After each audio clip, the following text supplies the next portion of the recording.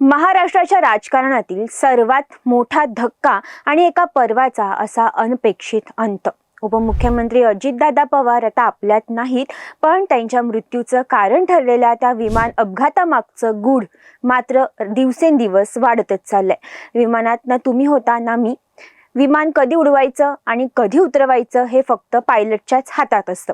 अपघातानंतर आलेलं हे संतापजनक आणि संशयास्पद विधान आहे कॅप्टन व्ही.के. सिंग यांचं। पण हे व्ही.के. सिंग आहेत तरी कोण आणि ज्या कंपनीचं विमान दादा वापरत होते त्या व्ही.एस.आर. व्हेंचरचं नेमकं काळं कृत्य काय? आजच्या व्हिडिओमध्ये आपण तेच पाहणार आहोत, या अपघातामागची इनसाइड स्टोरी जी कदाचित आतापर्यंत तुमच्या समोर आलेली नाही। विजय कुमार सिंग उर्फ captain VK. Singh VSR. Ventures private limited या कंपनीचे सर्वेसर्वा आहेत। ही कंपनी चार्टर विमाने आणि हेलिकॉप्टर्स भाड्याने देण्याचं काम करते। अजितदादा त्यांच्या प्रवासासाठी याच कंपनीच्या लियर जेट 45 या विमानाचा वारंवार वापर करायचे। मात्र याच विमानाला झालेल्या भीषण अपघातात दादांचा मृत्यू झाला। एका बाजूला संपूर्ण महाराष्ट्र शोकाकुल असतानाच दुसरीकडे या कंपनीच्या विश्वासार्हतेवर प्रश्नचिन्ह उभं राहिले। संशयाची सुई अधिक गडद झाली ती म्हणजे AAIB म्हणजेच एअरक्राफ्ट ॲक्सिडेंट इन्व्हेस्टिगेशन ब्युरोच्या कारवाईनंतर। जेव्हा या तपास यंत्रणेचे अधिकारी व्ही.एस.आर. कंपनीच्या कार्यालयात पोहोचले तेव्हा तिथे जे काही नाट्य घडलं त्याने सर्वांच्याच भुवया उंचावल्यात। चौकशी दरम्यान अधिकाऱ्यांना सहकार्य करण्याऐवजी ज्या काही गोष्टी समोर आल्या त्यातून कंपनी काहीतरी लपवत असल्याचा संशय बळावला। विमानाचं मेंटेनन्स वेळेवर झालं होतं का?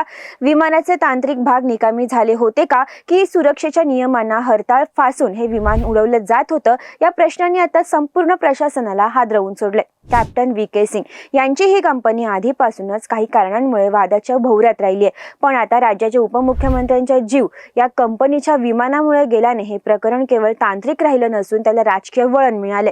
हा केवळ एक अपघात होता की यामागे काही नियोजित कट होता?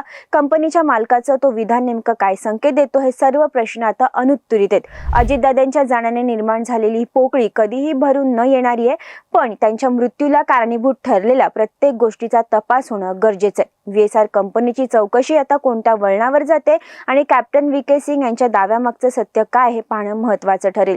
तुम्हाला काय वाटतं? हा अपघात होता की घातपात? या कंपनीवर कठोर कारवाई व्हायला हवी का? तुमचं स्पष्ट मत कमेंटमध्ये नक्की कळवा।